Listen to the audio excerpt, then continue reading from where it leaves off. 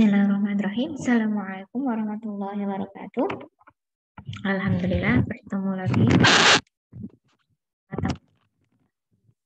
Oke, pada pertemuan kali ini kita sampai ke pembagian hadis dhaif ya.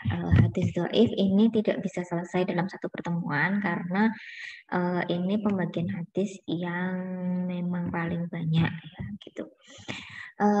Kita kemarin sudah membahas syarat-syarat diterimanya sebuah hadis atau syarat-syarat dimasukkannya sebuah hadis sebagai hadis sahih. Nah, kalau syarat-syarat itu tidak terpenuhi, maka hadis itu dimasukkan ke dalam hadis dhaif.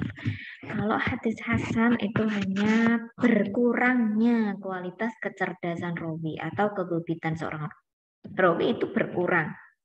Jadi kok tidak ada sama sekali, tapi hanya berkurang pada tingkatan itu. Makanya bisa disebut dengan hadis hasan. Nah, kalau tidak terpenuhi sama sekali di antara syarat-syarat kesahihan suatu hadis, maka masuknya adalah ke hadis dhaif. Nah, ini untuk yang pertama ini adalah di pertemuan kali ini adalah tidak terpenuhinya salah satu syarat yaitu pada syarat ittisalus sanad. Nah, jadi kalau ada hadis yang pada sanadnya tidak ittisal atau tidak nyambung, maka masuknya adalah ke hadis dhaif.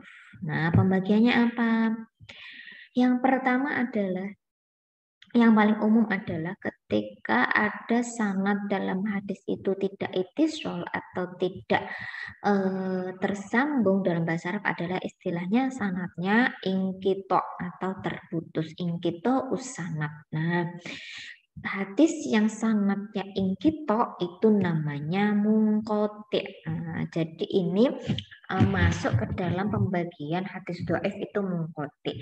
Tapi saya masukkan di sini karena yang disebut dengan hadis mungqati itu adalah paling umum. Jadi terputusnya sanad baik satu maupun lebih, baik berurutan ataupun tidak dalam sebuah hadis. Nah, terputus itu bisa jadi memang tidak dicantumkan atau dituliskan nama yang itu tidak tahu, misalnya an rojulin atau an abi siapa yang itu tidak jelas dari nama aslinya siapa. Karena kalau nama dalam bahasa Arab itu kan sebenarnya namanya dia sendiri satu ya, yang membedakan yang lain ya bin-binnya itu. Binnya siapa, binnya siapa, binnya siapa. Atau biasanya ada kunyahnya atau lakopnya. Nah, itu jadi itu yang membedakan. Kalau cuma ditulis kunyahnya saja atau lakopnya saja bisa jadi itu tidak terkenal.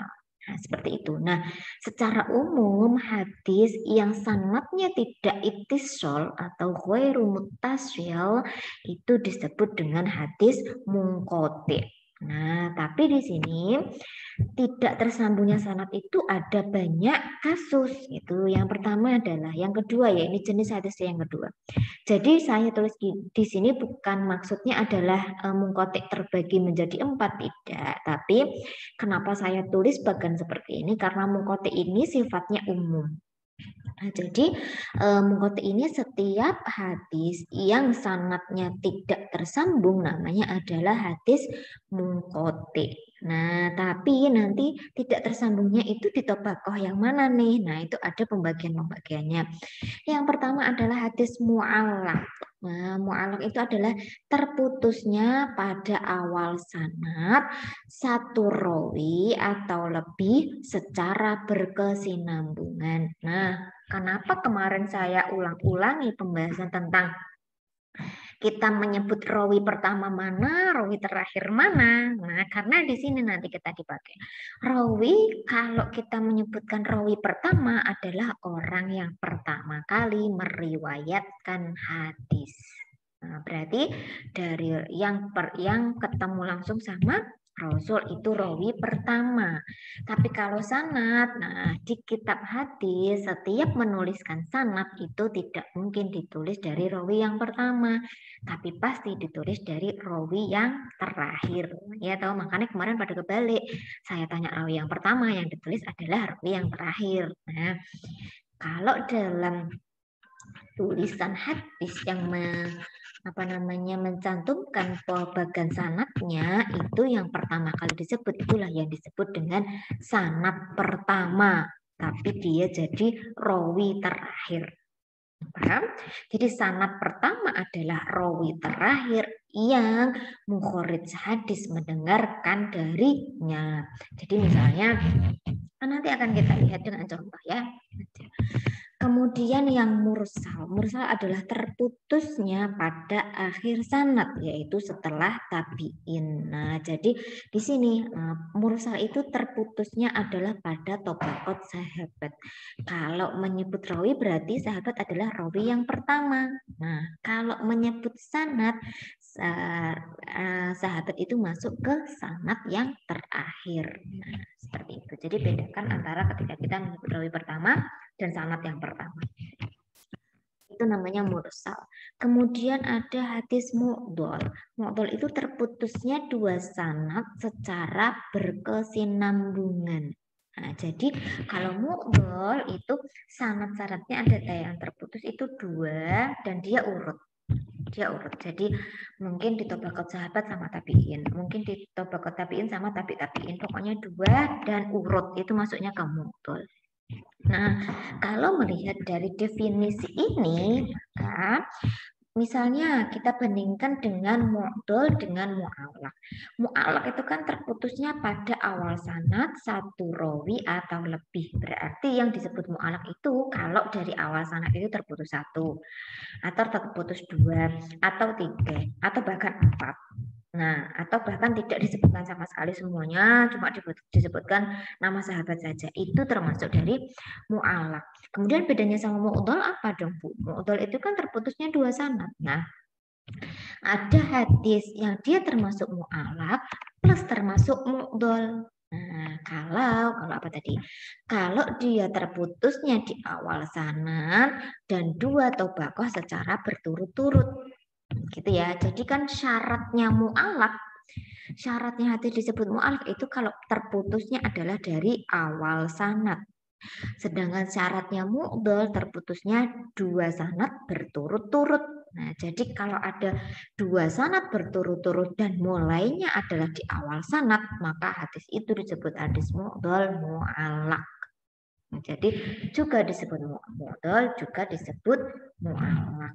Nah, kalau mu'allaq sama mursal jelas beda. Kalau mu'allaq itu di awal sanad atau di rawi terakhir, nah kalau mursal itu di akhir sanad atau di rawi pertama. Nah, begitu ya. Jadi antara mu'allaq dan mu'dhal itu ya bisa barengan gitu, bisa jadi. Nah, terus kedudukan munqati di mana? Nah, munqati itu secara umum. Kalau hadis itu misalnya terputus satu di tengah-tengah. Nah, itu kan nggak masuk di semuanya nih. Ini yang mu'allaq tadi itu terputusnya di awal. Kalau mursal terputusnya di akhir. Kalau mu'dhal terputusnya harus dua. Nah, kalau hadis yang sanadnya itu cuma terputus satu, Bu, yang nggak kelihatan satu tapi di tengah-tengah, masuknya mana? Berarti masuk ke hadis munqati. Nah, gitu ya. Makanya kenapa saya taruh di pertama, karena munqati itu sifatnya umum. Pokoknya nggak ono hadis yang sanadnya terpotong, sanadnya terputus, itu namanya munqati. Nah, kalau digoleki munqati ada di bagian mana? Nah, di awal berarti mu'allaq, nah di akhir berarti mursal, nah dua berturut-turut berarti mu'dhal. Nah, gitu ya cara gampangnya kayak gitu. Kalau sudah mempelajari nanti insya Allah gampang. Kalau lagi bayangan mana memang masih susah. Kemudian ada namanya mudalas. Nah, ini mudalas tidak saya jelaskan dulu ya, karena mudalas ini beda. Mudalas ini adalah ketika ada rawi yang menyembunyikan aib dalam isnad dan memperlihatkan ketidakcacatannya. Jadi kalau hadis mudalas itu secara tuhir kelihatannya ittisal, dia kelihatannya ittisal. Setiap tobaqot ada, tapi ada aib yang disembunyikan. Apakah aibnya? Nah, kita lihat di contohnya saja biar tidak semakin bingung. Kita lihat bagian selanjutnya, belum ke contoh, kita lihat bagian selanjutnya. Oke, nanti mau bagian ini.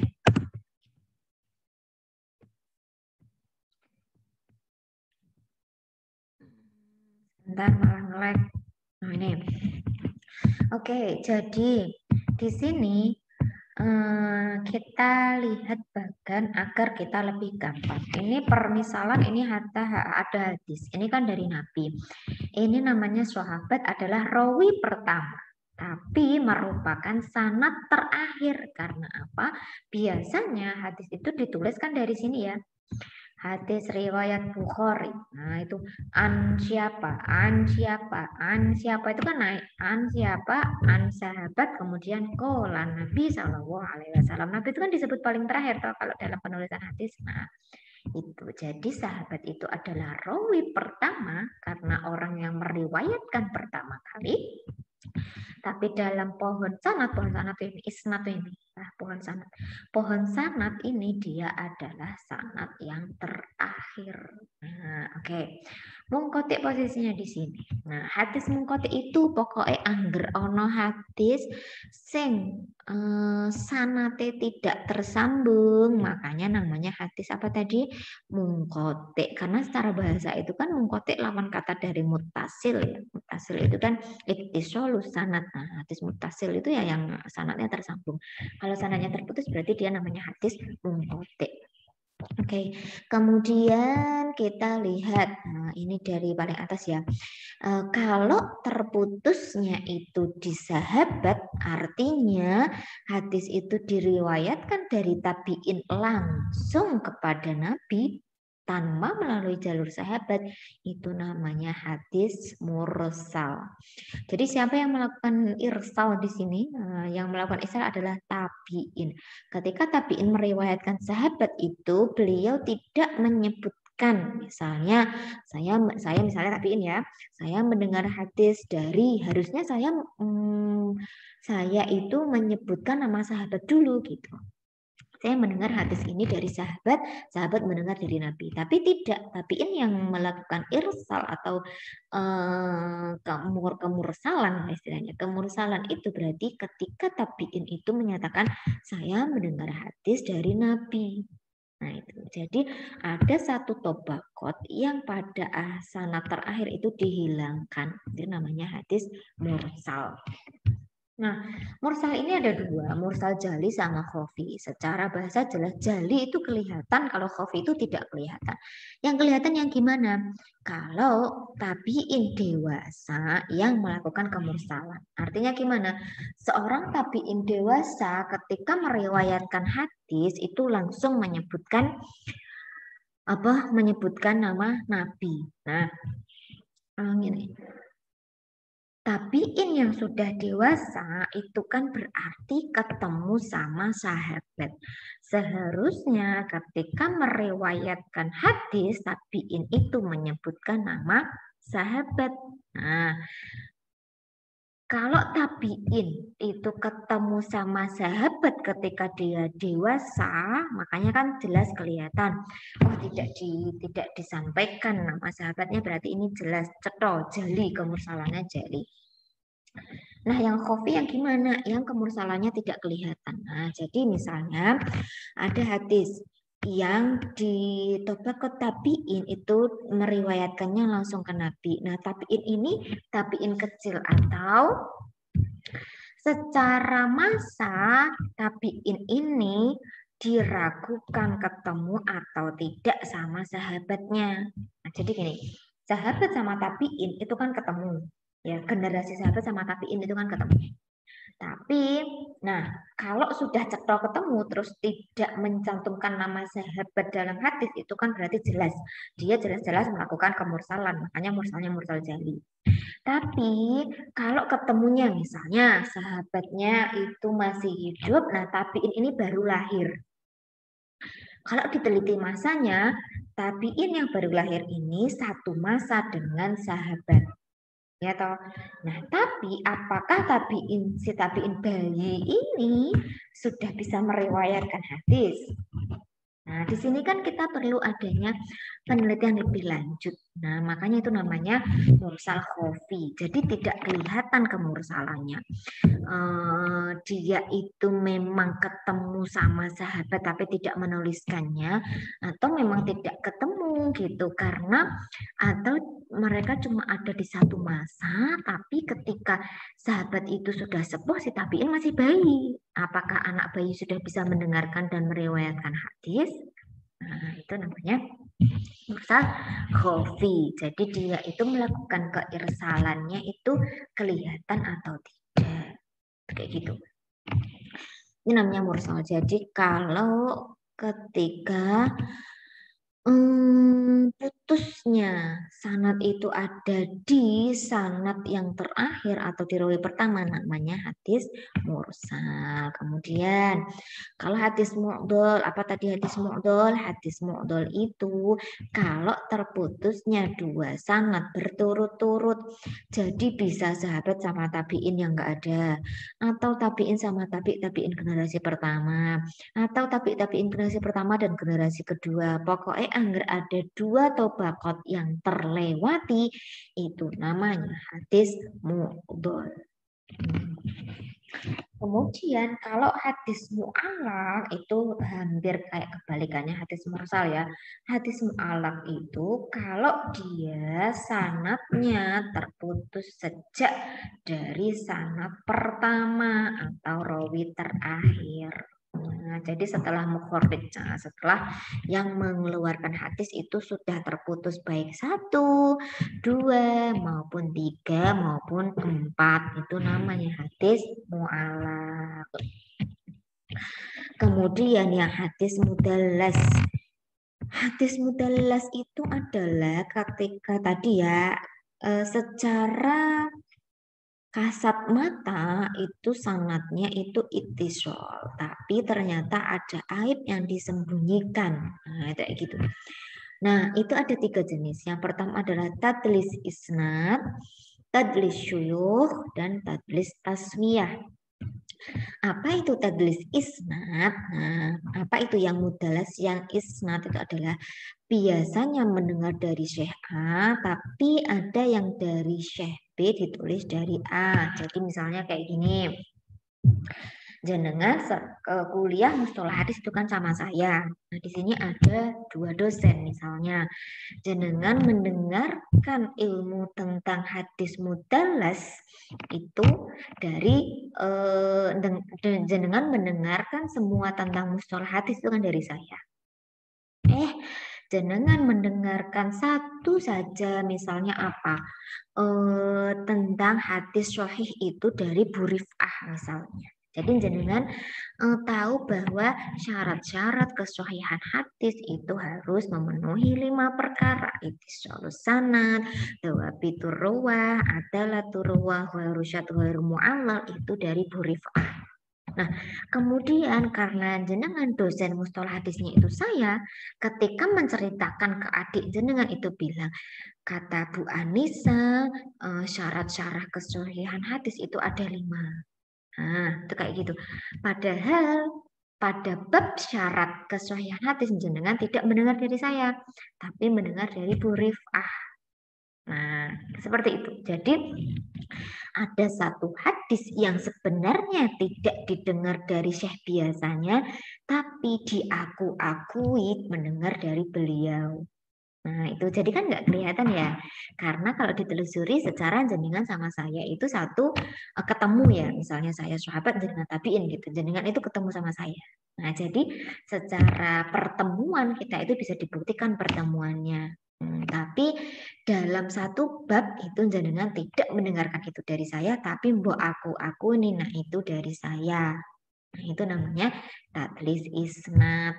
Nah, kalau tadlis syuyukh atau tadlis syekh itu adalah mendengar dari syekh, tapi menyebutkan nama syekhnya itu disifati dengan nama yang tidak terkenal. Nah, misalnya anak saya itu namanya Bara.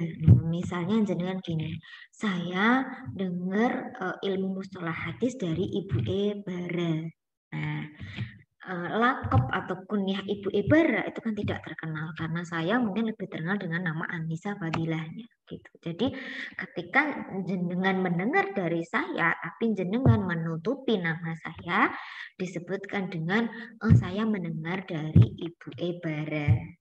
Nah, itu karena mungkin nama Ibu Ibarah itu lebih menjual daripada nama Anissa Fadilah. Jadi jenengan mau menutupi kekurangan saya dengan nama kunyah saya. Nah, itu namanya tadlis syekh. Nah, apalagi kalau di Arab ya, di Arab itu kan lakob kunyah itu sangat hal yang lazim gitu, hampir semuanya punya gitu. Jadi ketika nama sahabatnya tidak menjual gitu, nama syekhnya tidak menjual, akhirnya disebutkan dengan lakopnya atau kunyahnya. Nah, itu namanya tadlis syuyukh. Nah, jadi secara kasat mata itu kan tetap ittisal ya. Secara kasat mata itu di setiap tabaqat ada rawinya, tapi ternyata ada yang tidak jelas. Jelas ya? Kemudian tadlis yang ketiga adalah tadlis taswiyah. Taswiyah itu menyamakan artinya. Menyamakan di sini adalah kasus misalnya. Ada 3 rawi ini. Rawi asikoh, rawi bildoif, rawi jesikoh. Nah, rawi A sama C ini bertemu. Nah, kemudian ada yang meriwayatkan, si C ini meriwayatkan hadisnya langsung dari A tanpa melalui B karena B ini doif. Jadi daripada hadisnya cacat, maka nggak usah disebutkan aja karena si C dan A ini ketemu. Gampangnya ini, misalnya, yang kelas ini ono sing jenenge sapa? Misalnya nama Mahmud, Amir, karo sapa? Sofyan, ya, misalnya ya. Ketiganya ini bertemu. Amir ketemu Sofyan, Sofyan ketemu Mahmud, Amir juga ketemu karo Mahmud, gitu ya. Jadi antara Amir karo Mahmud ini satu kelas. Orang bertiga ini satu kelas. Amir, Sofyan, Mahmud. Amir, Sofyan, Mahmud. Lagi-lagi. Si Amir ini mendengarkan sebuah berita itu sebenarnya dari Sofyan, Sofyan mendengarkan dari Mahmud.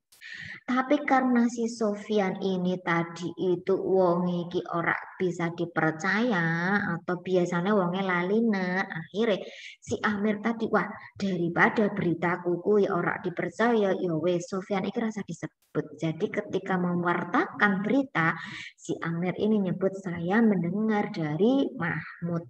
Padahal dia itu mendengarnya dari Sofyan.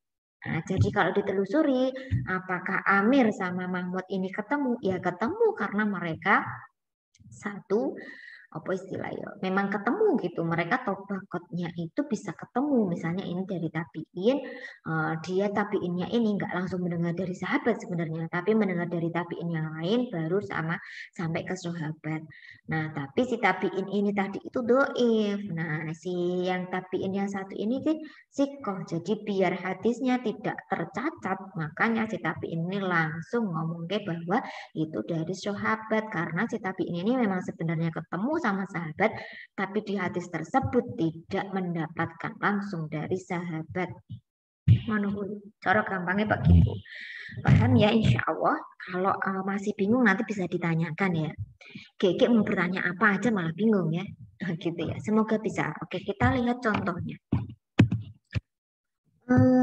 Ini hadis mu'alak. Apa tadi hadis mu'alak? Nah, hadis mu'alak adalah yang terputus dari sanad pertama, baik 1, 2, maupun 3. Nah, ini ada contoh. Tiba-tiba di dalam Sahih Bukhari itu ada hadis yang menyatakan seperti ini.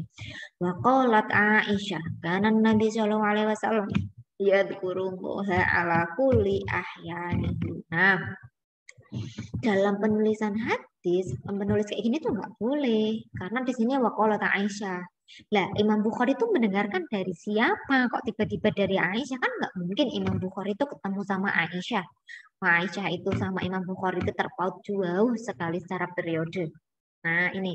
Jadi dari sanad Imam Bukhari mendengar dari siapa ke siapa-siapa itu semuanya dihapus, disisakan dari Aisyahnya saja. Di sini kok ya lupa nggak saya cantumkan sebenarnya Imam Bukhari mendengar dari siapa gitu. Terus kalau ada pertanyaan, ini ada di Sahih Bukhari.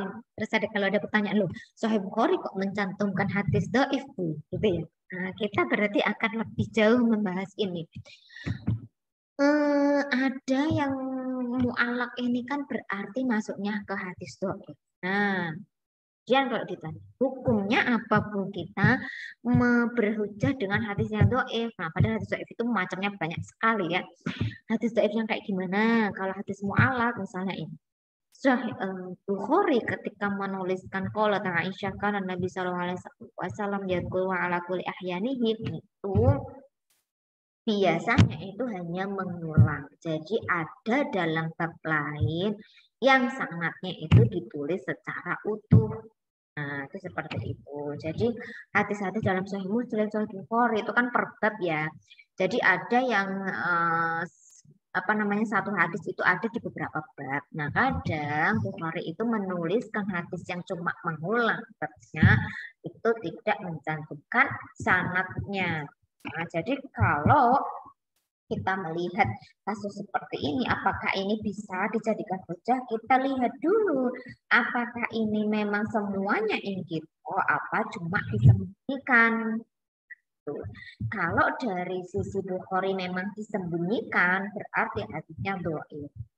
Tapi kalau ada riwayat lain, jalur lain yang menyatakan sanadnya ini tersambung semuanya, berarti yang dhaif ini bisa terangkat derajatnya ke dalam apa kemarin ke dalam hasan li ghairihi. Jadi masih boleh jika ya, jadi ketika kita melihat hadis dhaif itu tidak serta-merta tertolak, tapi dipelajari lagi lebih lanjut.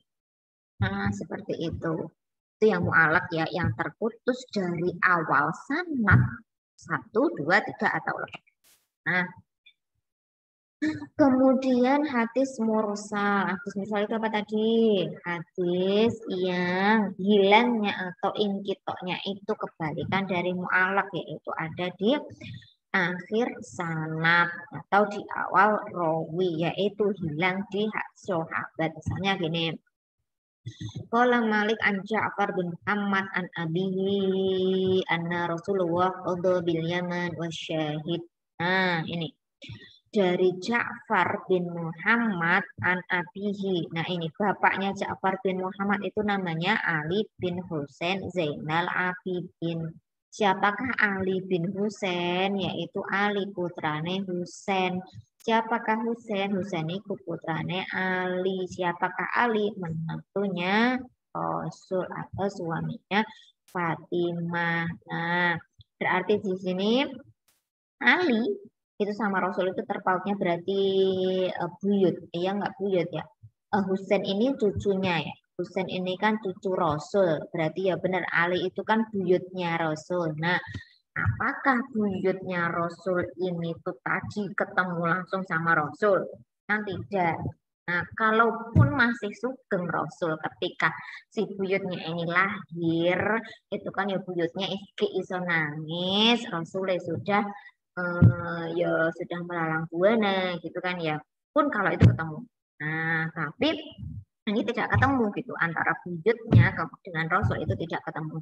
Jadi di sini ada yang dihilangkan. Nah, yang dihilangkan siapa? Ali bin Husain ini mendengarkannya dari siapa gitu ya? Apakah dari bapaknya Husain atau dari kakeknya Ali yang mendengar langsung dari Rasul. Nah, jadi ini ada tobakot sahabat atau setelah, tapi ini yang dihilangkan. Seperti itu. Kemudian mu'dol. Nah, mu'dol ini adalah yang apa tadi mu'dol? Yang hadis yang inkitok sanatnya itu dua berturut-turut. Jadi dua orang berturut-turut entah dimanapun dari awal boleh, dari akhir boleh, pokoknya yang kedua berturut-turut tidak tersambung namanya mu'dol. Contohnya adalah An Malik annahu balaghahu anna Abu Hurairah qala qala Rasulullah sallallahu alaihi wasallam lil mamluki ta'amuhu wa kiswatuhu wa la yukallafu minal amali illa ma yutiqu. Nah, ini Imam Malik itu sebagai mukharrij sanad itu tidak mungkin ketemu sama sahabat. Ya toh, Imam Malik sama sahabat itu kan pautnya jauh. Nah, jadi di sini ada yang disembunyikan. Setelah ditelusuri, ada hadis juga yang meriwayatkan bahwa sebenarnya hadis ini adalah dari Malik an Muhammad bin Ajlan an Abihi an Abi Hurairah. Jadi ada Muhammad bin Ajlan sama Ajlannya itu yang disembunyikan oleh Imam Malik. Berarti di sini Imam Malik melakukan apa jenenge i'dolul hadis. Nah, seperti itu ya. Jadi ini yang membuat hadis ini mu'dhal siapa? Ya Imam Malik, karena yang meriwayatkan hadisnya tidak disebutkan dua orang ini langsung ke sahabat. Seperti itu. Kemudian yang mudalas, ini saya cuma ambil dua contoh ya. Oke, mudalas itu salah satunya adalah qaul Abi Bakar bin Mujahid ahadu a'immatil qura. Hadatsana Abdullah bin Abi Abdillah. Nah, Abi Abdillah iki sapa? Yuridu bi Abu Bakar bin Abi Daud As-Sijistani. Nah, jadi Abi Abdillah jenenge Abdullah ki akeh banget dalam bahasa Arab. Nah, kok di sini cuma ditulis dari bapake Abdullah.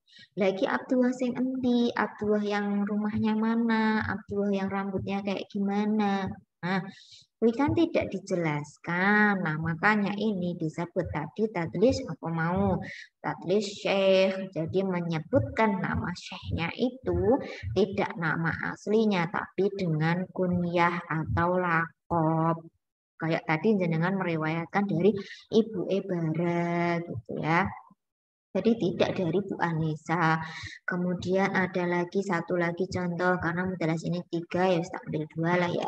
Sami'tu Abi hadatsani Abu Wahab al-Asadi an-Nafi' an Ibnu Umar anin Nabi. La tuhmadu islamal mar'i hatta tu'rifu aqdata ra'i. Akhrajahu Ibnu Abi Hatim. Di sini sebenarnya Abu Wahab al-Asadi itu tidak mendengarkan dari Nafi' tidak mendengar dari Nafi'. Ya, bukan dari Nafi' an Ibnu Umar. Jadi ini bukan an ya, Nafi' bin Ibnu Umar ini. Mohon maaf, ketambahan. Jadi si Abu Wahab al-Asadi ini mendengarkan dari Ishaq bin Farwah. Tapi karena Ishaq bin Farwah ini adalah dhaif, maka sama Abu Wahab al-Asadi ini dihapus. Beliau langsung meriwayatkan dari Nafi'. Nah, seperti itu. Jadi ada yang di sini disembunyikan.